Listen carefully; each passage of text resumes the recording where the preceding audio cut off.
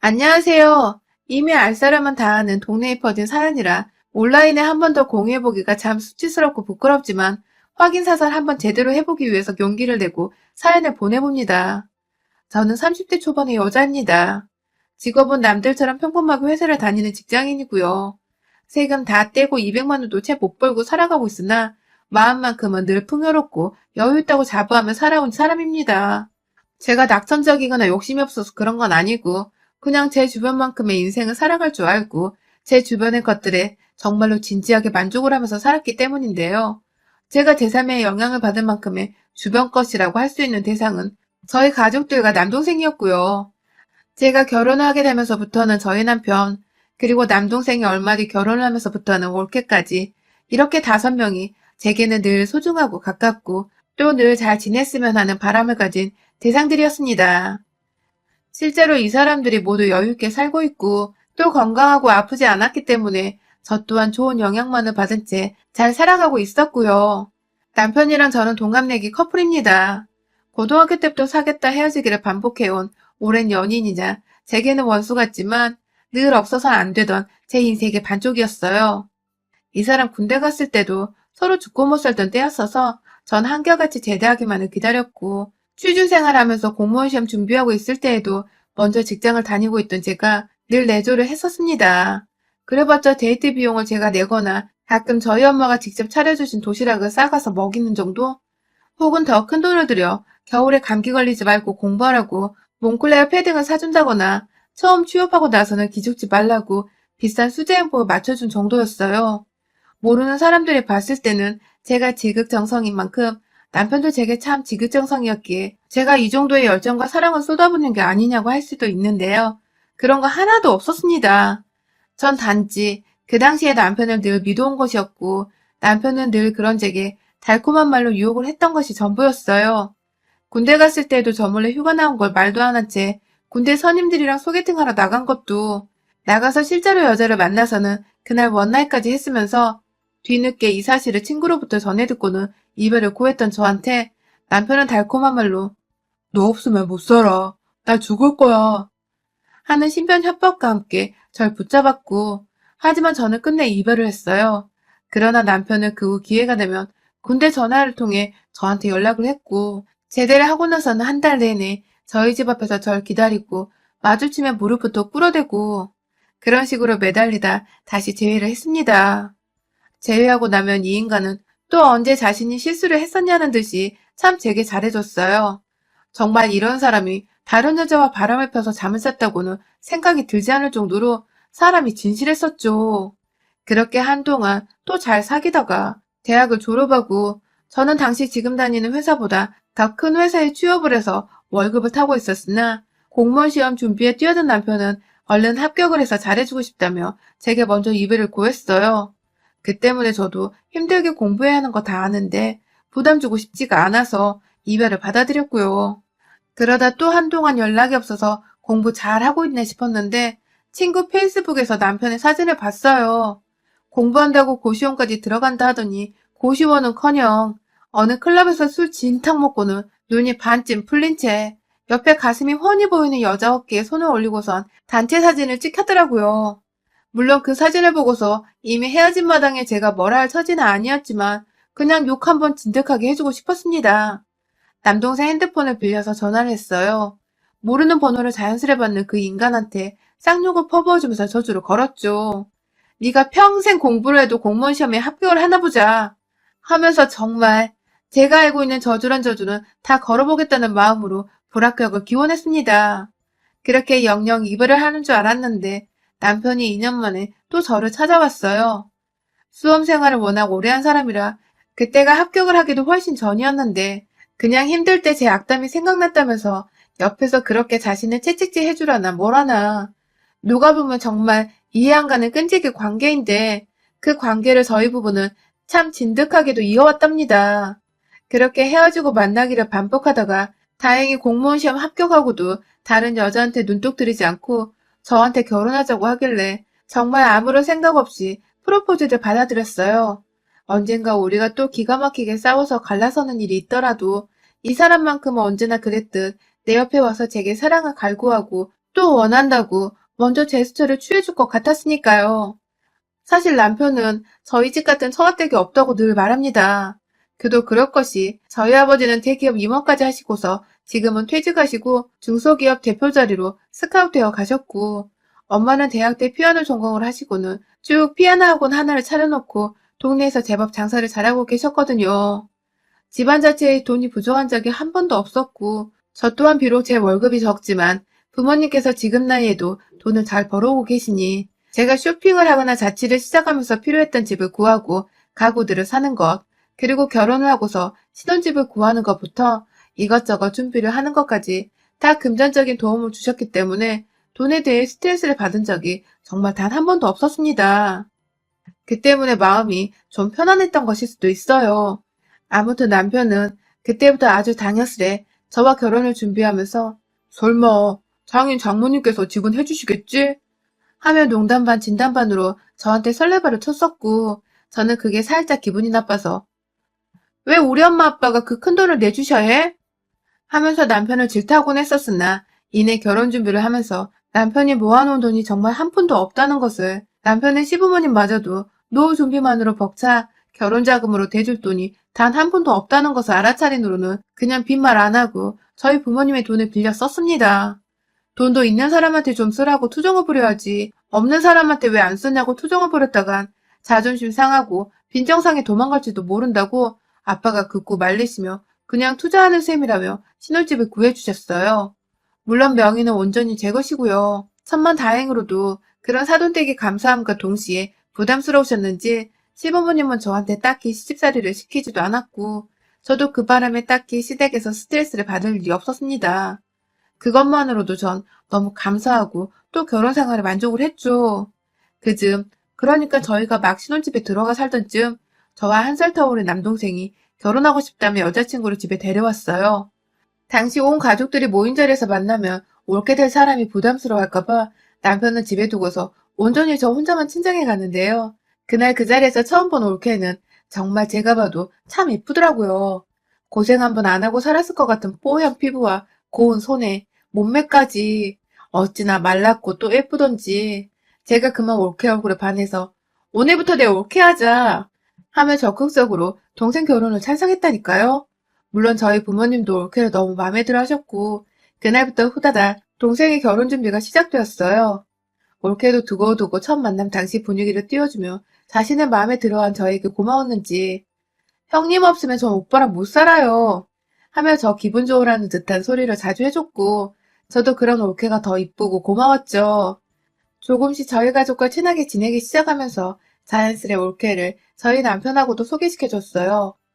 올케는 제 남동생과도 4살 차이가 나니까 저희 부부와는 5살 차이가 나는 정말 아기 같은 존재였는데 성격 자체가 살갑기도 하고 부침성이 좋아서 남편하고도 곧잘 친하게 지냈습니다.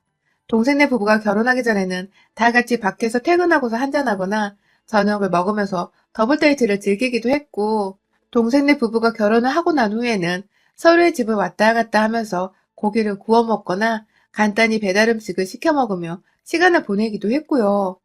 저한테 잘해줬던 커플이고 또 제 남동생이고 남동생이 사랑하는 올케다 보니 전 정말 두 사람을 축복했어요. 내가 뭘 해줄 수 있을까 싶어서 고민하다가 결혼 선물로 500만 원짜리 소파도 하나 마련해줬죠. 직장인 월급으로 분명 부담스러운 금액이었으나 그냥 언니들 마음으로 좋은 거 선물해주고 싶었기에 돈이 막 아깝지는 않았습니다. 그렇게 동생네 부부가 결혼한 지도 어느덧 1년이 지나가고 그간 저희는 꾸준히 사이좋게 지내오다가 코로나가 터지며 자주 만나던 일상들을 대폭 줄였습니다. 그래도 꾸준히 연락하고 안부를 물었으나 다들 직장인이고 회사를 다녀야 하는 직장이었던지라 주의를 하자는 마음에 만나지는 않았어요. 그즈음 올케는 속상하게도 다니던 회사에서 해고를 당하는 바람에 집에서 쉬고 있었고 저는 반대로 일이 너무 바빠져서는 완전히 여가 시간이 나질 않아 공무원인데도 코로나 시대에 야근 한번 안 하던 남편에게 부탁을 해서는 올케네 집으로 주말에 만든 반찬도 보내주고 가끔 저희 회사에서 선물로 들어온 생활용품들을 나눠주려고 남편을 시켜 올케네 집으로 보내곤 했었습니다. 전 당연히 남편이 기꺼이 제 부탁을 들으니 고마운 마음뿐이었고요. 퇴근할 시간에 가는 거니까 올케네 집에 제 남동생도 이미 퇴근을 하고서 있는 줄로만 알았어요. 뭐 없어도 상관은 없다만 여자 혼자 있는 집에 자꾸만 제 남편을 보내는 것도 올케가 먼저 불편해할 것 같아서 웬만하면 남동생이 집에 있을 만한 시간에 남편을 보내는 게 낫다고 생각을 했었던 것이죠. 그런데 어느 순간부터 남편이 이상한 질문을 해대기 시작했어요. 정확히 기억하기로는 작년 여름에 저한테 뜬금없이 그러더라고요. 당신은 내가 있는 앞에서 브래지어에 러닝만 입고 있을 수 있어? 하고 말입니다. 전 당연히 부부니까 서스럼 없이 물론이지 아무것도 안 입고 있을 수도 있어. 하고서 농담을 건네며 웃었는데 남편의 뒷말이 이상했어요. 재수 씨도 그럴라나? 라고 하더군요. 분명 그렇게 들었어요. 아니 와이프가 다 벗고 있을 수도 있다는 말에 재수 씨도 그럴 수 있을라나니 이 무슨 해괴망측한 소리인지 순간 당신 뭐라고 했어? 하면서 인상을 쫙 찡그리고는 더럽다는 듯이 남편에게 불쾌함을 표출했습니다. 남편도 그제서야 자기 입 밖으로 나온 무시입 중에 말을 알아챘는지 아니 농담이지 하면서 별일 아니 농담이란 듯이 넘기려 했고요. 저는 그 말에 다시 한번 그딴 농담은 재밌지 않으니 절대 하지 말라고 제대로 못을 박았고요. 그런데 그 후부터 우리 남편의 올케를 향한 의문 어린 관심들과 궁금증들은 쉬지도 않고 터져 나왔습니다. 오늘은 뭐 전해줄 거 없어? 하면서 올케네에 가겠다고 먼저 가져다 줄 물건이 없는지 확인하는 건 기본 중에 기본이었고요. 재수 씨는 생일이 언제래? 무슨 별자리래? 무슨 띠지? 하면서 무슨 형님이 올케 별자리의 띠까지 알고 있냐며 제가 꼭 한 소리를 해야 했을 만한 질문까지도 해댔어요. 그러다가 유튜브를 통해서 우연히 사랑과 전쟁 제방을 보게 되었는데 거기서 나온 주제가 친구의 와이프와 불륜을 저지르는 그런 장면이었거든요. 남편이 글쎄 그걸 보면서 와 진짜 남자가 한 번 사는 거 저렇게 짜릿하게 살아봐야 하는데 하면서 TV 속의 불륜을 아무리 드라마라지만 동조하고 있는 겁니다. 제가 바로 옆에서 같이 시청을 하면서 불그락불그락 화를 내고 있는 걸 뻔히 알고 있으면서도 말입니다. 이 정도 되면 이 인간이 제대로 된 상식적인 생각을 하지 못하는 사람인 건가 싶기도 했어요. 뭐 군대 갔을 때 저 몰래 원나잇까지 했던 인간인데 바람을 한 번 피우지 두 번 못 피우겠냐 싶기도 하고 슬슬 그즈음에 저와의 관계를 맺는 것도 극속도로 뜸했고 급기야 제 몸을 누군가와 막 비교하는 듯한 말도 여러 번 했었어요. 처음엔 가슴이 좀만 더 컸으면 좋겠다. 내 주먹 안에 꽉 채워질 만큼 이라던지 자기는 개처럼 목소리가 조금만 더 안 가졌으면 좋겠어. 라고 말했다가 제가 걔가 누구야? 라며 순간의 말실수를 제대로 캐치해내자 급 당황을 하면서 사실은 야동을 봤었다고 털어놓으며 위기를 벗어났죠. 점점 뭔가 촉이 좋지 못한 것이 남편을 꾸준히 의심할 수밖에 없겠더라고요. 그 고민을 어디다 털어놓을 수도 없으니 친하게 지내는 올케한테 전화를 걸어 자연스럽게 남편 상담도 해봤고 부부 사이에 스트레스를 나누기도 하면서 제 딴에는 친한 동생 대하듯이 고민을 털어놨습니다. 올케도 당연히 그간 저와 자매 사이처럼 지내왔었기에 저의 고민을 서스럼없이 들어주고 또 상담해줬고요. 꼭 그렇게 올케로부터 상담을 받고 나면 전 너무 기분이 좋고 또 든든했어요. 저의 걱정들을 적으며 여자들은 당연스레 이해를 하고 공감을 한다는 사실을 알려주는 게 바로 올케였으니까 말입니다. 그러던 중 연말이 찾아왔고 저는 여전히 현재 진행형인 남편에 대한 일말의 의심들을 겨우겨우 마음 깊숙이 숨겨둔 채 아무렇지 않게 결혼 생활을 지속했어요. 그전 저희 남동생으로부터 연락을 받았는데 본인이 회사에서 출장차 지방으로 골프 회동을 따라가야 한다면서 반드시 필요한 일이라 집을 사흘 정도 비우게 되었다며 올케를 잘 부탁한다고 하더군요. 바로 옆에서 남편도 그 소리를 다 듣고 있었고 저는 저대로 잘 다녀오라며 동생의 회사 욕을 하면서 이 시국에 골프 회동을 갖는다고 욕을 바가지로 해주고는 끊었죠. 올케한테 곧장 전화를 했는데 올케는 전화를 받지 않았어요. 전 그냥 그러려냐며 내일이라도 출근길에 문자 하나 해주면서 심심하면 우리 집이라도 놀러오라고 해야겠다고 마음먹고는 까마득히 잊었고 그 사이 남편은 누구와 문자를 나누는지 태연하게 자리에서 일어나 스트레칭을 하면서 핸드폰을 들여다본 채 문자를 쳐대고 있었어요. 대수롭지 않게 넘기려다 그냥 기분이 찜찜했어요, 그날따라. 그래서 남편한테 음식물 쓰레기 좀 버리고 와달라 시켜놓고 자연스레 핸드폰을 책장 위에 얹어놓고 나가는 남편의 뒷모습을 확인하고는 핸드폰을 켜봤어요. 하지만 역시나 잠금이 되어 있어서 열어보기는커녕 정말 아무것도 볼 수가 없었어요. 안절부절하는 와중에 남편은 집으로 돌아왔고 결국 그날 저는 아무것도 확인을 못한 채 잠이 들었는데 하도 걱정을 해서인지 새벽에 잠에서 깨버렸어요. 옆에서 남편은 코 골고 진득하게 퍼들러 자고 있고 저도 모르게 화장실 한번 갔다가 본능적으로 남편 핸드폰을 집어버리곤 남편 지문을 찍어 핸드폰 잠금을 풀어버렸습니다. 떨리는 마음으로 아예 안방을 나와서 혼자 거실 밖 베란다까지 나가서는 카톡을 열었어요. 남편이 미처 자느라 확인하지 못했는지 안 읽은 메시지 하나가 있었거든요. 그리고는 바로 카톡창을 열었는데 그건 바로 다른 사람도 아닌 저희 올케였습니다. 그럼 그렇지. 내가 괜히 이상한 오해를 했구나. 하면서 바로 카톡창을 닫았어요. 다른 사람도 아닌 올케랑 주고받은 문자였기에 그 순간엔 뭐가 이상한지도 모른 채 그냥 지나치려 한 겁니다. 그런데요. 도로 안방에 돌아가려는데 그 순간 뒷덜미가 쎄하더라고요. 올케가 보낸 문자 하나는 이모티콘이 있어서 제가 뭐라 보냈는지 글을 확인하지 못했는데 왜인지 하는 마음에 그 메시지창 자체를 열어봤어요. 올케와 나눈 대화가 담겨있는 판도라의 상자를 말이죠. 그 속에는 정말 첫 확인된 카톡부터 제가 기겁을 할 수밖에 없었네요. 글쎄 올케가 오빠 내일 우리 하루 종일 하자 하는 말과 함께 그 밑에는 웃음 짓는 짱구 카톡 하나를 보냈더군요. 이게 도대체 무슨 말인가 싶은 와중에 내 남편한테 언제부터 올케가 오빠라 불렸는지조차 쎄했습니다. 메시지 창을 하나하나 위로 거슬러 올라가며 확인을 했어요. 그리고는 이내 저는 이 판도라 상자 안에 든 모든 비밀들을 다 알게 되었습니다. 글쎄 제가 하나 둘 남편을 통해 반찬을 전해주고 안부를 전해주라 시켰을 때부터 두 사람은 자연스레 대화를 하다 급기야 하루 종일 내내 둘이서 대화를 해대기 시작했고 몇 번은 제 동생이 야근을 하거나 하면 꼭 동생네 집에 가서 둘이서 와인을 마시기도 하고 그러다 급기야 잠자리를 가졌나 보더라고요. 내 남편이 오빠의 반만이라도 좀 닮았음. 내가 지금 벌써 홍콩 몇 번 왔다 갔을 텐데. 그치? 하면서 내 남편의 잠자리 기술이 남다르단 표현도 아무렇지 않게 건네질 않나.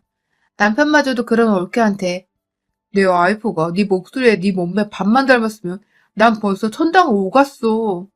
하면서 자기 와이프를 비하하는 말까지 꺼내고 전 그것도 모른 채 그 오랜 시간 동안 올케한테 제 남편 욕을 하고 의심하고 급기야 흉을 보다가 그래도 결국 내 남편이라면 참고 살겠다고 혼자 웃음 지어왔더라고요. 그날 전 잠을 자지 못했습니다. 아침까지 눈 부릅뜨고 남편 새끼 자는 꼴을 노려보다가 출근을 했고요. 남동생이 출장 갔다고 곧바로 둘이서 문자를 보내고 만나기로 약속을 했던 것까지 제가 다 확인을 하고는 퇴근하자마자 동생네 집으로 가기로 작정을 했습니다. 남편 핸드폰은 제가 올케가 보낸 마지막 문자를 봐버렸기 때문에 혹여나 눈치를 챌까 싶어서 아침에 일어나 제 핸드폰인 줄 알고서 들고 나오다 바닥에 떨궜다며 거짓말을 하고는 고장을 내버렸어요. 사실은 새벽에 발로 밟아 부셔버린 거였어요. 그렇게 퇴근을 하고서 대망의 동생네 집 앞. 남동생한테 연락하니 뭣도 모르고 신나게 아직 가는 차 안이라면서 자기 없는 동안 와이프 잘 챙겨달라고 철모르고 얘기하길래 일이나 똑바로 하고 오라는 마음에 아무 말 하지 않고서 집 비밀번호를 물어봤어요. 그냥 혼자 있으면 마음이 울적할 텐데 기분 좋아지라며 서프라이즈 겸 꽃다발 하나 놓고 오래 한다고 비밀번호를 알려달라고 하니 고맙다며 좋다고 알려주던 동생 녀석.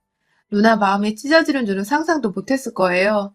그렇게 저는 그 집 앞에 차를 대고서 정말 어떻게 언제 뭐라 하며 들어가냐며 혼자 서성이다가 이내 결정은 쉽게 했습니다.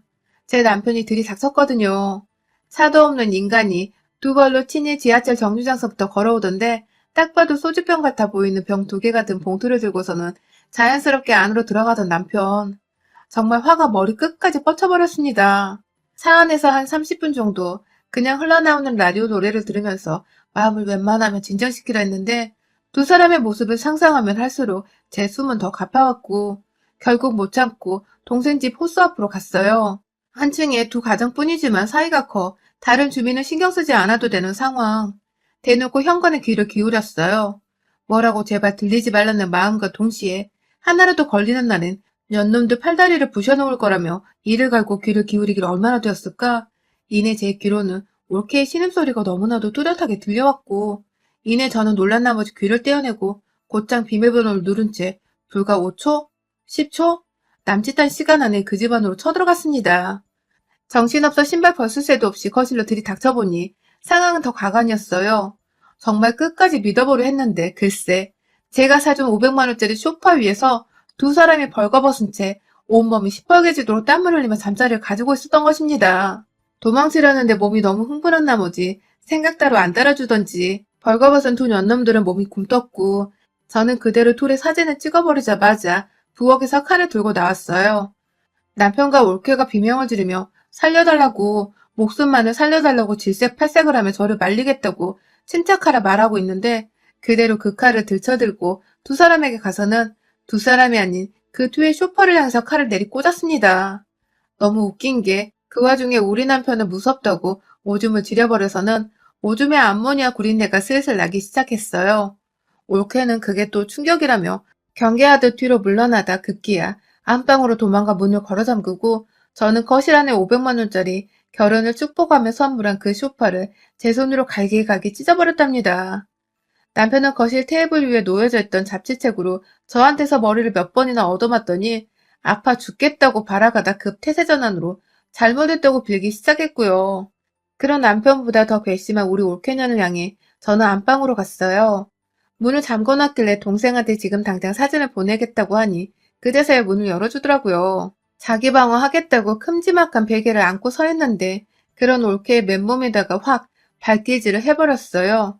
넘어지지도 않고 잘 지탱하고 있던 올케의 싸다구를 정말 아낌없이 쳐댔고 그도 모자르다며 올케를 끌고 가서는 화장실에 쳐넣어 물세례를 퍼부었습니다. 지도 잘못한 줄은 아는지 그냥 다 당하고 있더라고요. 내심 저항하면 어쩌나 싶었는데 당해주고만 있으니 그게 다행이기도 했어요. 그날 저는 남편한테 그리고 올케한테 우리 집에서 당장 나가라고 당장들 꺼져서 원하는 대로 살림 차리고 둘이서 알거지 상태로 잘 먹고 잘 살라며 겁박을 했고 남편은 정말 저희 집에서 쫓아냈습니다.